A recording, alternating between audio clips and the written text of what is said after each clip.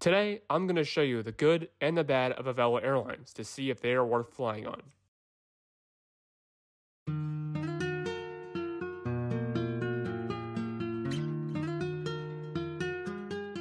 Welcome to Southwest Florida International Airport in Fort Myers. The only time I've flown on Avelo in the past was on their inaugural flight out of RSW back in November of 2021. If you never heard of Avelo before, the current airline started service in April of 2021 out of Burbank, California to several small airports in the West Coast. Several months later, in November, they opened their East Coast base in New Haven, Connecticut. One of the original New Haven destinations was my home airport of Fort Myers. Since then, Avelo now has 6 bases and flies to 52 destinations with more on the way. There was a plan for a base in Fort Myers, but those plans were scrapped in late 2022. Currently, Avelo only flies to Raleigh, Wilmington, Delaware, and New Haven, Connecticut.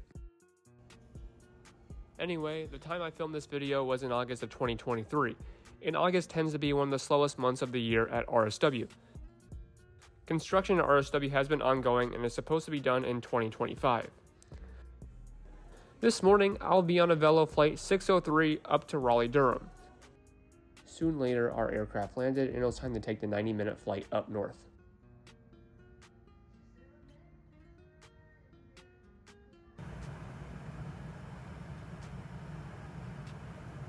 Avelo has an all-economy layout with this 737-800 housing 189 seats. 57 are extra legroom seats, which vary from 32 to 36 inches, but 28 to 29 inches make up the standard legroom. I'll be in seat 29A this morning. I'm 6'2", and legroom for me is very tight. There is a seat back pocket made of strings housing the safety card and an Avelo credit card offer. Padding on these seats are not good, with very little padding and no adjustable headrests.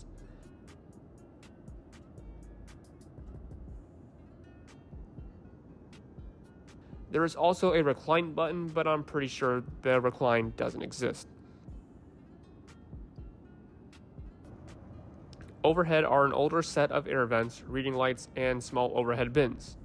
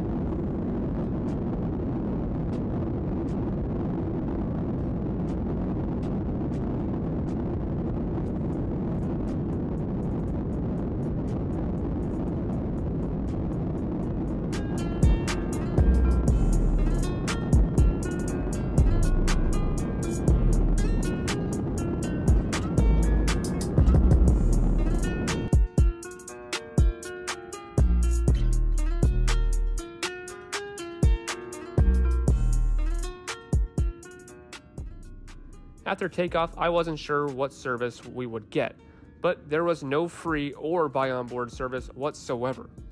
I'm not sure if this is standard with all flights, but the gate agents did not tell us there would be no service. If we had snacks and a drink service, at least the tray table is a good size and is adjustable. There are also no USB ports, universal power outlets, Wi-Fi, or any sort of in-flight entertainment available. As you can see, this aircraft has seen some better days. With the combination of an uncomfortable seat and no entertainment, this 90-minute flight did seem longer than usual, so make sure to bring your own food, drinks, movies, and power banks with you. Eventually, we did come in for landing in Raleigh.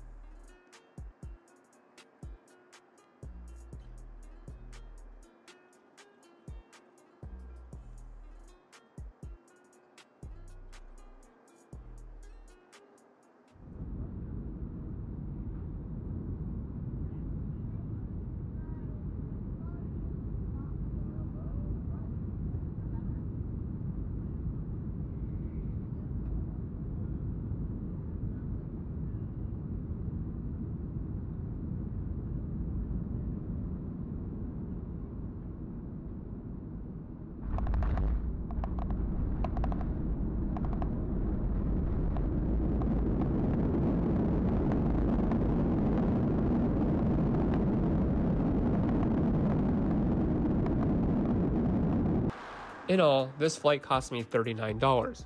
Upon check-in, I received an aisle seat for free, but paid an extra $15 for a window seat. So, is Avelo Airlines worth it? If your goal is to get from point A to point B, then sure. Just know that anything extra is a fee, and the baggage fees for this flight were quite high. $43 for a carry-on and $40 for a checked bag while booking, and $65 for both if paid at the airport. In comparison, my Delta flight going home through Atlanta cost me $172. I appreciate you taking the time to watch this video, and stay tuned for the next one.